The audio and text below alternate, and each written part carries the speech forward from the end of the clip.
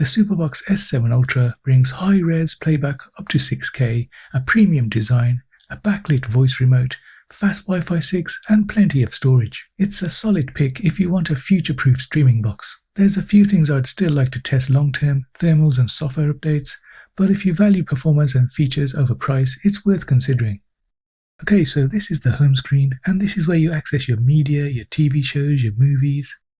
Setting up is easy, just plug in the power, plug in your HDMI cable, and you're good to go. As it powers up, you're going to get this nice animation. Give it a couple of seconds while it does its thing. I'll speed it up for your convenience. I just want to point out this remote. It actually lights up when you press a button, which is a pretty cool feature, normally found on top-end electronics. The first thing it asks you to do is connect to your Wi-Fi, so just log on as normal. You'll then get an option to set up your screen so that you're maximizing the picture on screen. And that's it, you're now on the main home screen of the TV media box. So there's a lot going on here, but don't worry, we're going to go through it all together. Now the first thing you'll notice about this home screen is the lack of adverts. It's just you and all your media. Let's start along the top where we see this widget, and this is a weather widget. And like all weather widgets, you can configure it to your local area. Now let's dive down to the bottom of the home screen where we can see a cog. Clicking on this is going to give you your Android settings. And from here we can do all things we do with Android. We can check for system updates. We can see that we've got a 128GB hard disk and 4GB of RAM. We're running Android TV OS 12.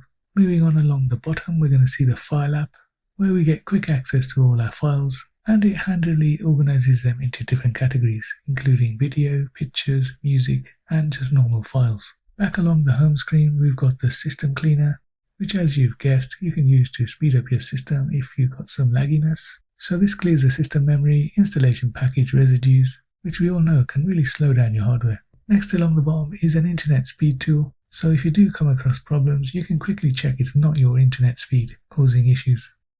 And as you can see, mine's pretty adequate.